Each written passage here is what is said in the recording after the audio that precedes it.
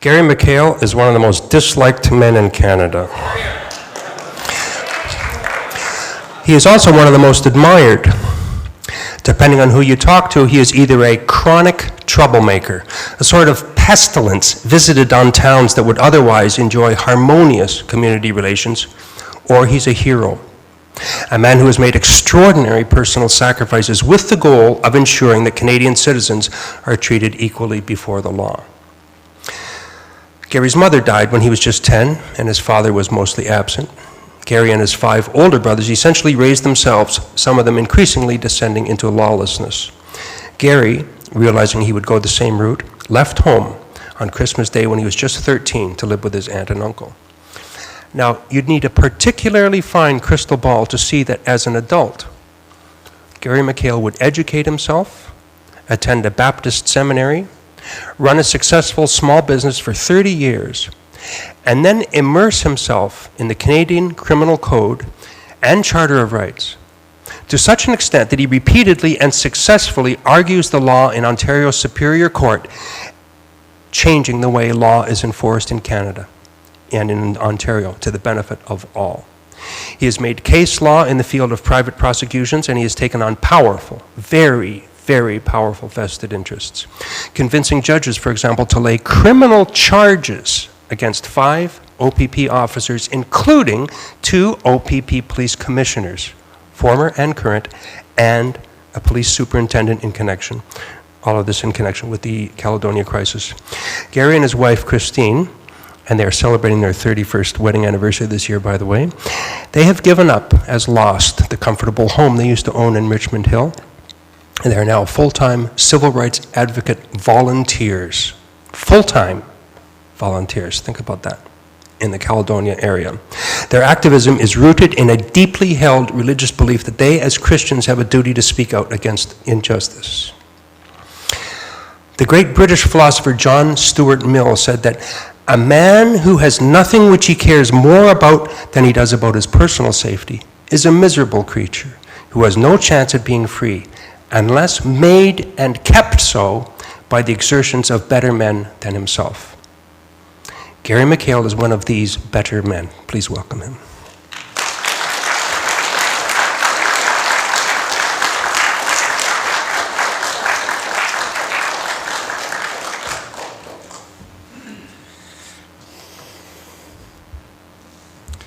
One of the most hated people in Canada, he said. I wonder if I should put that on my resume or my business card. I'm well aware of the message I'm about to give is being given in a church. And as a Christian and as someone who went to seminary, I feel compelled to be as forceful as I can with the message I need to give.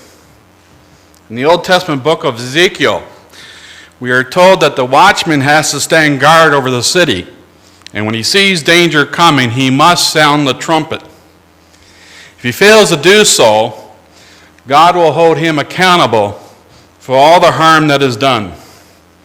But if he sounds the trumpet and the people will not listen, then he is blameless before God. I can't possibly give a full message in 30 minutes, nor could I do it in 3 hours, but I will touch on some principles that I believe as Christians we must take a stand. We cannot give up the rights that so many have fought in the past to give us. We cannot allow the fear and intimidation to keep us silent. We cannot allow government institutions and the full weight of the state to silence us. We must oppose institutional racism at the very heart of where we see it. I don't want to take too long to dwell on a biblical understanding how Christians must stand for Israel. I could spend days and weeks quoting from various scriptures to support the argument that Christians must support Jewish people in Israel. I will turn to just 2 fundamental principles that is found in the New Testament. The first is in the book of John. when a Samaritan woman says to Jesus, our fathers worshipped on this mountain, but you Jews claim that the place where we must worship is in Jerusalem. Jesus, who was a Jew, replies, you Samaritans worship what you do not know.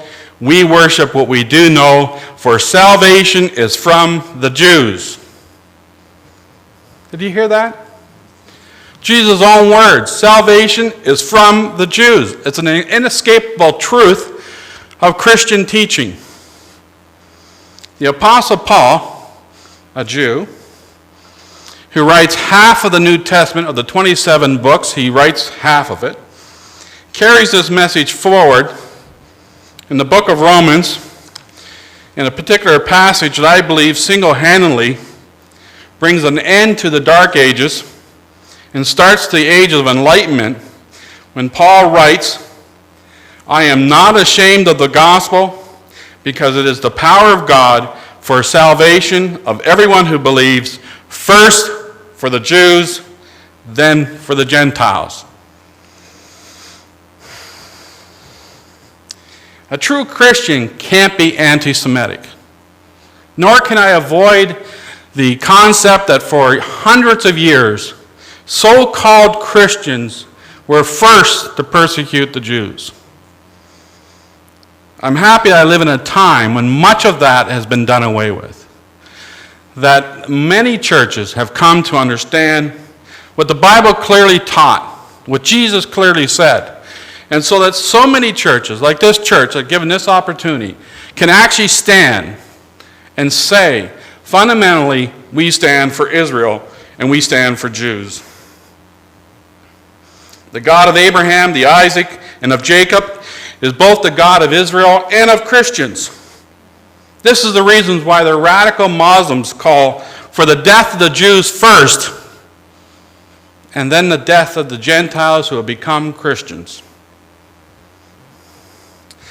The Apostle Paul also gives a great illustration in chapter 9 of the book of Romans, and trying to explain to Christians what the importance of the Jewish people are in our belief. I will paraphrase his illustration, and I'll say it this way. God has planted an olive tree in a garden. He has blessed it and committed to protecting it and preserving that tree. That tree is the Jewish people. We as Christians are unnatural branches that God has added into that tree. As such, we, the unnatural branches, get all our nourishment from the tree. We are not the tree, but we feed off the tree. Be warned, the apostle tells us. Because if you who are not natural to the tree disrespects the tree, then God will come and trim the branches and remove that which is not natural to the tree.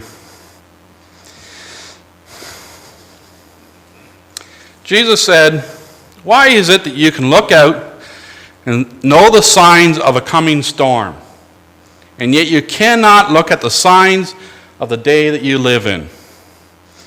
You don't have to be Einstein to look across Europe and see the times that are coming to Canada. You don't have to look to Dearborn, Michigan to realize that Sharia law is around the corner. You don't even have to be aware of the fact that McGuinty himself in 2004 entertained the possibility of bringing Sharia law to Ontario. The greatest proof of the danger that we face in our society today, and the fact that we will not stand if Sharia law comes, is what's happened in Caledonia. The city of London has just experienced a riot last week, and people from all backgrounds were outraged by what happened. But imagine the same situation, not just for a few hours or a few days or for a few weeks, but months.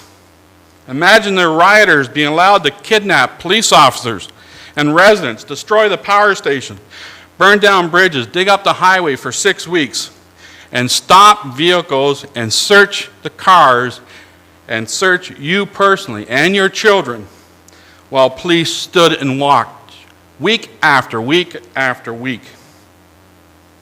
Imagine if you were forced to show native issue passport to leave your home and to return to your home. Imagine if you complained, if you believed you have rights, and that the police should take action, and that these attitudes that you as a citizen of Canada should have freedoms suddenly get turned on you, and that you are the one inciting the violence simply because you believe you have rights. Imagine if dozens of OPP officers were suddenly in the hospital and residents were repeatedly assaulted, harassed, intimidated, not for hours, but for weeks and for months. But it gets worse. Unlike here in London, where everyone almost immediately condemned the violence that occurred, in Caledonia 6 years later, police, government, most media, politicians still believe it was okay.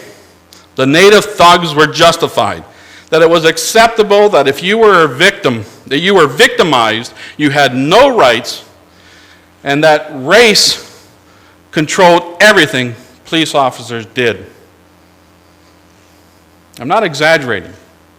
I've had police officers on stand, under oath, testifying that they receive orders to identify the race of the person, and if it's a native person, they're required to release them. If it's a resident or non-native, they are to arrest them. There's little difference between what's happened in Caledonia, and I would say one of the things that is so shameful is that not one church leader in 6 years has spoken out or taken a stand against the injustice. It's truly a black eye upon the church in Caledonia, who continue to refuse to demand of the government an end to racist policies in Caledonia. No different than what's happened in the southern states, where white churches remained silent for decades during the violence committed by the KKK. This is why I went to Caledonia. Had never visited there, had never even driven through Caledonia. But when I heard the level of violence that was taking place, when I heard that police officers would stand by and allow it to happen, and that the media and the government were willfully covering it up, I decided to travel to Caledonia. And one of the people in the history that's one of my heroes is Baptist minister Martin Luther King Jr. And I was committed to the fact of exposing the injustice, of taking a stand. At first it was a simple task. Get some video, take some photos, post it on the internet, embarrass some politicians, and everything would be over. But it didn't happen that way. Some people might think that comparing Caledonia to the coming of Sharia law is a giant leap. Mark has covered some of the points. Many of them were written in here, so I can jump over some of them. But within a few weeks of the occupation in Caledonia, 7 Palestinian groups financially supported the occupation. Mark shows the photo of the Palestinian flag raised over the occupation site. The Mohawk warriors took over the occupation very, very quickly. But some of the things that Mark didn't point out that are in common with what's going on in Caledonia and Middle East issues is that the lawyer for Hamas and Hezbollah, Stanley Cohen, is also the lawyer for the Mohawk warriors. I published this information back in August of 2006. And his right-hand worker, Linda Stewart, has helped terrorist prisoners communicate with the outside world. In fact, she was convicted in 2005 because she too represents Hamas and Hezbollah. And she was convicted for spreading the notes from the various prisoners to the outside world. She was given 28 months in jail. Doesn't sound like a long time, but the good news is that in 2010, the court reviewed her case, changed her sentence to 10 years. I published this information in August of 2006. Last night I wanted to check, is there really a solid link between the lawyers for Hamas and Hezbollah and the various people in Caledonia. So I did a quick search last night. And one of the first stories that popped up was a Washington Post story from 2002. The title is "The Profile of Stanley Cohen, the Jewish Lawyer for Hamas." And within that story were repeated references to his support of Mohawk warriors, including the fact that he was personally with the Mohawk warriors in Oka, in Quebec, when the Quebec police officer was shot and killed. Last week I was interviewed on Sun TV to give a response to the fact that Chief Terry Nelson and 3 other chiefs have gone to Ottawa to appeal to the Iranian government to help Aboriginals in Canada. Let's understand something. The vast majority of Native people in this country want to live in peace. They want to find real solutions to real problems. Most live in fear. Whatever level of violence, I want to tell you, what happens in Caledonia does not compare to what happens on many reserves. Never get published, never get reported. Before I continue and talk about how we should take a stand, I want you to realize there is a price. If you speak up, you will be persecuted. When government policies have been institutionalized to the point where racism is the norm within the police, I assure you the full force of the state will come down upon you. I had OPP Commissioner Julian Fantino on the stand under oath for 2.5 days. He had to answer my questions. He told me, or told the court, that the OPP installed a new accounting system because they wanted to track how much it cost to police Gary McHale. I didn't know I was such a serious villain that the OPP needed to track the costing of police services to me. Was I a mobster? I've been arrested 6 times, prosecuted 3 times, not one case met at the trial. The OPP have sued me for $7.1 million for public statements where I said they were disobeying their oath of office. I have received death threats. I've been beaten in the presence of OPP officers and taken to the hospital. I have been cursed and assaulted several times, labeled a racist, white supremacist by the natives, by the media, and by the OPP. Julian Fantino, as the commissioner of the OPP, started a campaign to defame me on TV, radio, and newspaper. He ordered his officers to target me for arrest, ordered them to overlook legal nuances, told his officers to disregard the views of government lawyers, to disregard the courts, and told them to exploit every possible way to get Gary McHale. That's in his emails.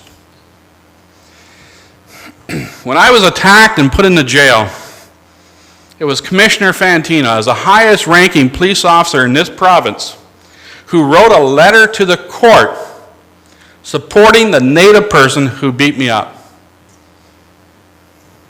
He also emailed his own officers because on that same day, that Native person assaulted at least 10 officers. He was charged for that assault. And Commissioner Fantino sent out an email ordering his officers not to charge him with assaulting police officers. The current commissioner has faced criminal charges for obstructing justice when he was part of a series of emails where he told police officers to disregard the evidence and arrest Gary McHale anyways. Commissioner Fantino faced criminal charges when he threatened elected officials. He told them he would punish them 4 different ways if they ever said anything positive about Gary McHale in public. I took that to court. Superior Court Judge Crane ordered Fantino to face criminal charges for influencing municipal officials. In 2006, in 2006, 2 OPP officers traveled to New York State. They met with a Native PI. The next day, that Native PI created a website called GaryMcHale.blogspot.com, where everything was posted on that site, made it look like I created the website. The subtitle of this website was named Gary McHale, Leader of the New White Supremacist Movement in Canada. It had photos of my wife, me, and also of Mark Vandermaas. What the OPP didn't know is I filed a report with the York Regional Police, and they traced the site back to the native PI. The site was quickly shut down. You had a riot here last week. 50 officers were sent to control 1,000 people. When I go to Caledonia, Fantina would send 400 officers, along with the London riot squad in full riot gear, along with helicopters, to merely stop me from walking down a road with a Canadian flag. 3 weeks ago, I had over 50 OPP officers within 30 feet of me as I stood on a road in Caledonia. Mark was there, my wife was there, several others.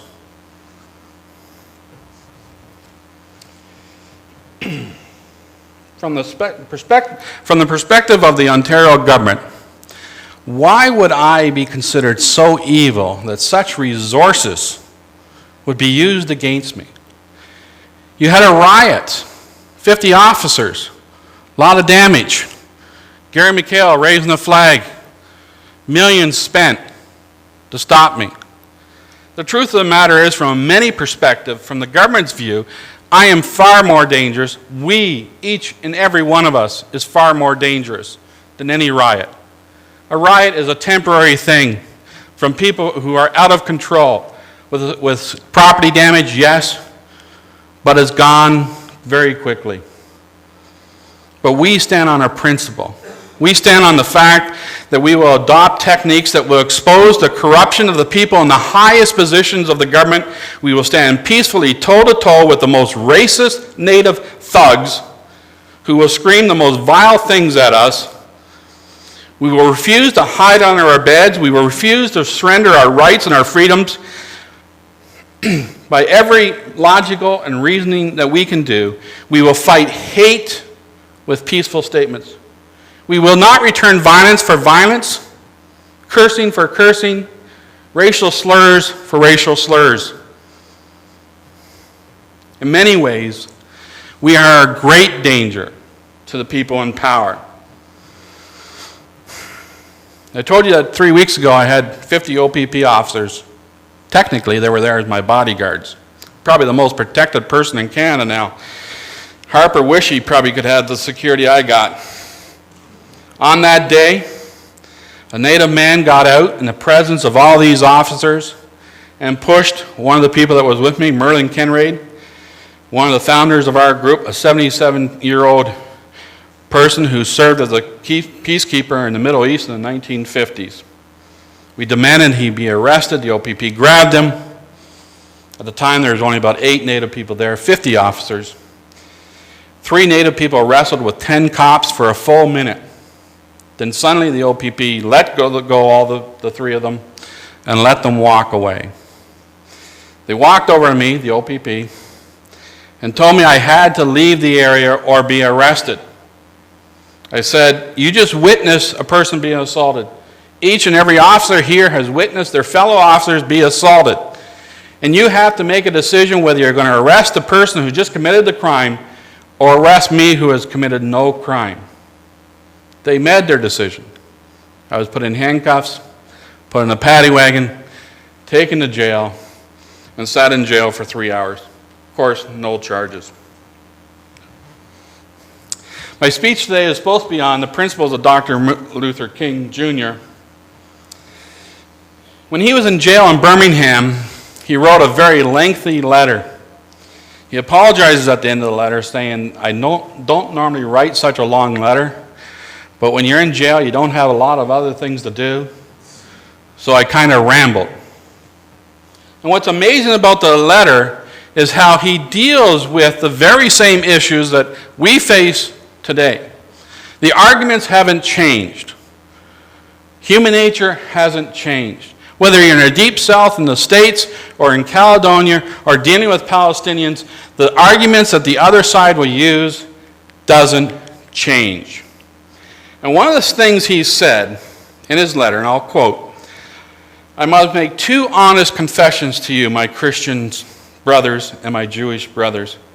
First, I must confess that over the past few years, I have been gravely disappointed by white moderates. I've almost reached the regrettable conclusions that a Negro's greatest struggling bloc is not the Ku Klux Klan, but white moderates, who are more devoted to order than to justice, who prefer a negative peace, which is the absence of tension, to a positive peace, which is a presence of justice, who constantly say, 'I agree with your goals you seek, but I cannot agree with the methods of direct actions.'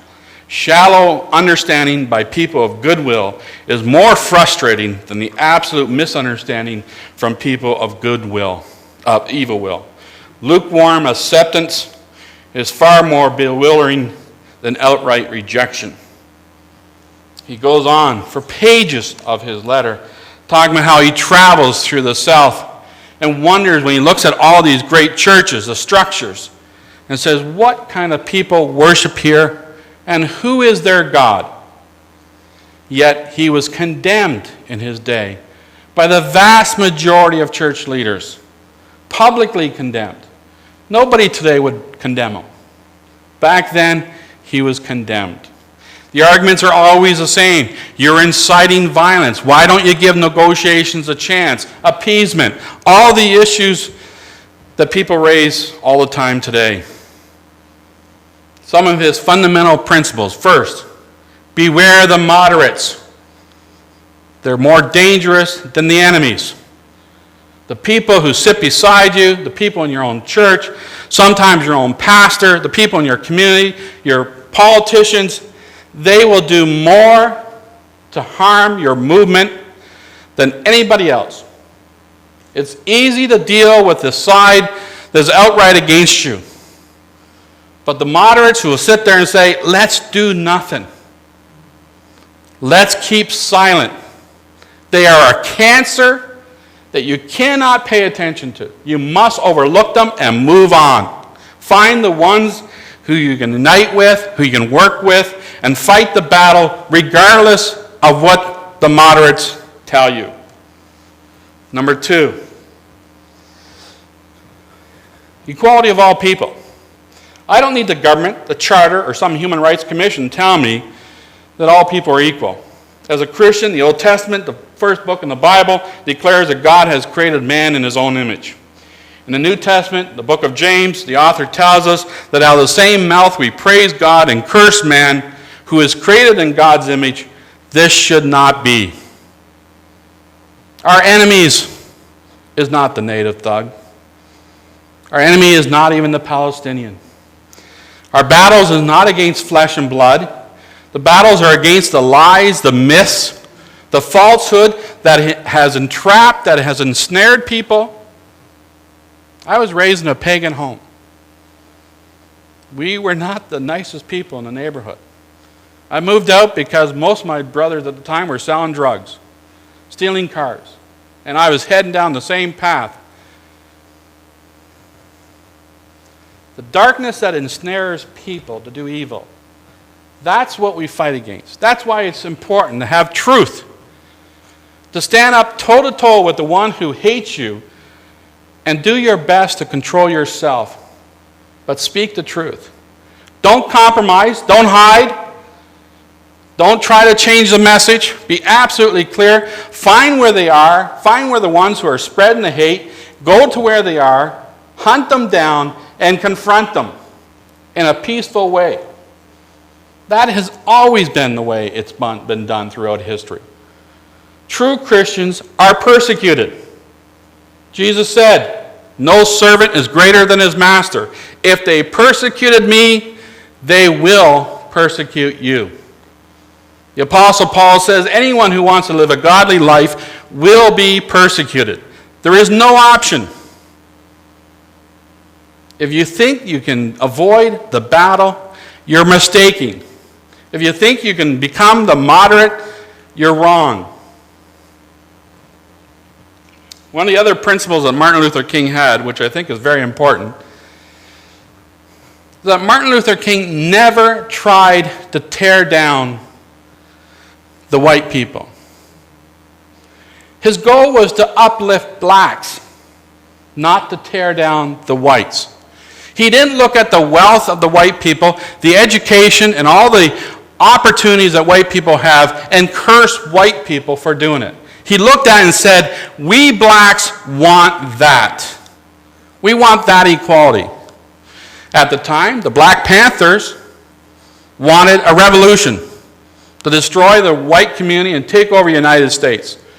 Martin Luther King was the stable voice that told black people, no, there's a better way. Yes, we will not hide any longer. We will not sit still. We will march down the streets that the whites say we can't march on. We will sit in the seats that they say we can't sit in. We will do the things they claim we cannot do, and we will force them to address this issue.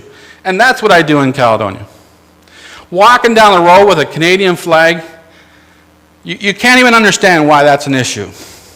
The reason is, the natives say Caledonia is no longer Canada. And so for you to carry a Canadian flag is an insult to every native person. And more than once I have been told, well, don't you think it's wrong to carry an Israeli flag in front of Palestinians? Like, they do the comparison all the time. We do not surrender our rights. Direct action.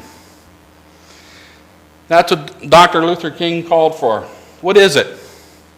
It's not being passive. Sure, I don't want to assault people who are assaulting me. When they had me on the ground kicking me and screaming out, kill, and believe me, they used far more vile language than that. I did not swear back. I did not punch back. Believe me, Commissioner Fantino, when he issued the press release 2 hours later, blaming me for the violence, had hoped, had wished that I would have duked it out with a native person so that it could have been caught on TV, so I could be exposed as the violent one. That's what the other side wants. The real courage, the real way to change the hearts and souls of a nation is to be able to walk up to that person who hates you and speak the truth to them. That's what direct action is. Go to the very places that they try to say you cannot go to, and you go to them on purpose. Because as Martin Luther King said, it's the tension of those situations that will force society finally to talk about the tough issues. If we do not confront them, nobody has to talk about it. Only the other side has a voice. But when we confront them, we force the media, we force politicians, we force the government to finally talk about some of the tough issues. That's what a march is. That is what you do when you direct action, when you're dealing with an issue as important as what we're talking about today.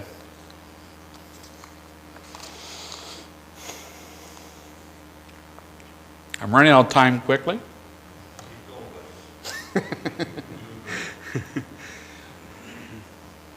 We at CANACE, and CANACE stands for Canadian Advocates for Charter Equality. Sounds like a big organization. It's really only a handful of people. But we have a big influence in the media. I have done over 600 interviews. Our group has done many interviews. We set the agenda. Why? Because we don't sit at home and wait. We don't wait for the native thug to commit some violence in Caledonia and then hold a rally. We hold rallies. We set the agenda. We force the OPP to bring in officers. We force the government to deal with it. We force the media to talk about the issues. That's what direct action is. You take control of the agenda. Don't give an inch to the other side. You control the agenda. But one thing we added to Martin Luther King's practices is something called private prosecutions. Doesn't exist anywhere else in the world. Never has existed in the United States. Britain has done away with it in the last 5 or 6 years. France, Germany, Australia has done away with it. Canada, for some strange, bizarre reason, not only has not done away with the concept of private prosecution, but they have strengthened the laws in 2002, given new authorities to every single citizen to take any person to court and get criminal charges. And when I stood before the Court of Appeal, the highest court in the province of Ontario, and I spoke to the 3 judges there, my very first statement to the judges were, on January 30th, 1649, Oliver Cromwell cut off the head of the king, and by that he established a fundamental principle of law that whether you are a king or peasant, you are subject to the law and can be prosecuted in accordance with the law. A few years ago, we were given an opportunity to speak to a few senior lawyers within the Ontario governments. And one of the lawyers asked me, "What is your final goal?" And I looked across the table and said, "When some of you are in jail, we will have accomplished our goal." Institutional racism is justified by lawyers, condoned by courts, whether it's Nazi Germany or Deep South, and in Ontario, government lawyers condone it.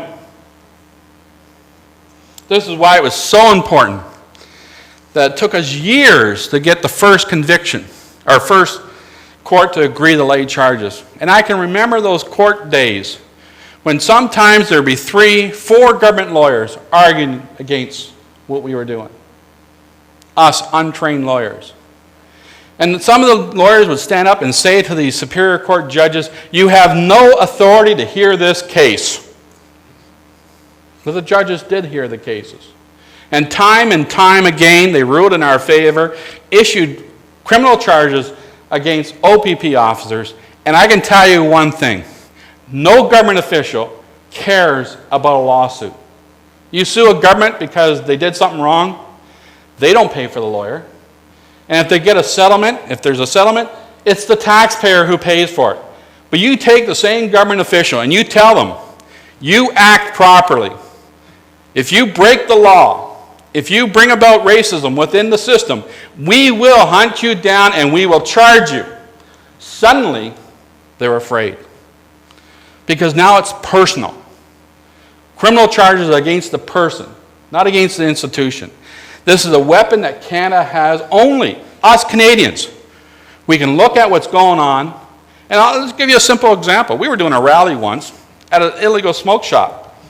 And a guy drove into the smoke shop, got out of his car, went in and bought some cigarettes, got back in his car and left. I walked over to the OPP officer and said, "Did you write down his license plate number?" Because it's illegal to buy illegal cigarettes. And he hemmed and hawed for a while, and he said, "Well, if you failed to write down his license plates, then by law, you just obstructed justice because you made a willful decision not to gather evidence of an offense."